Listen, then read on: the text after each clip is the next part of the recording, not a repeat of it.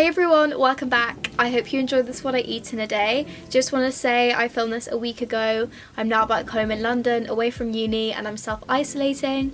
I hope everyone is staying as safe as they can. I hope this video can be a distraction of some sort, or maybe even an inspiration of what you can be cooking in isolation. As I have so much free time on my hands, I will be filming loads of cool content for you guys, so subscribe down below and follow me on my socials to keep up with me, and I will see you in my next video. For breakfast I had these mushroom sausages that I began frying on the pan. They are so good. I hate mushroom, but these are great. Grab them if you can. And I sliced up a few pieces of bread as well. This is a white bloomer that I just had in that day.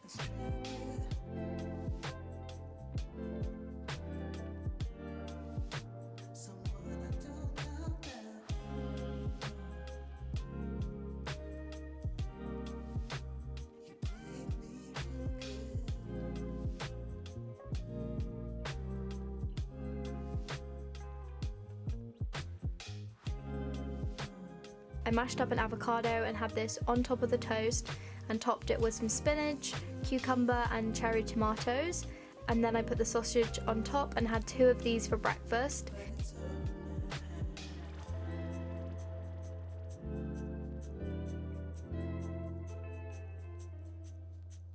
For lunch I only had the breakfast left over as wasn't really hungry, and then ended up having an early dinner. For dinner tonight, I fancied having veggie pasta, so I brought onion and garlic onto the pan with some broccoli.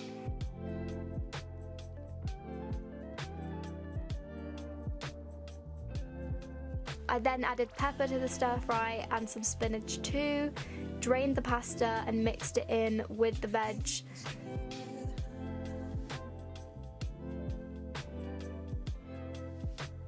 I topped it up with olives as I'm obsessed, as well as some soy sauce, and this was such a good dinner.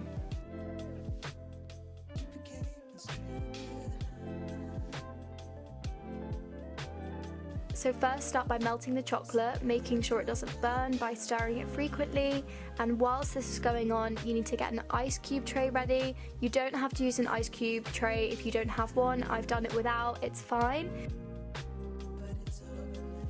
Once the chocolate is ready and melted, you want to scoop some into the tray and then placing a little bit of nut butter and a raspberry on top, and then finishing it with a layer of chocolate over to seal it.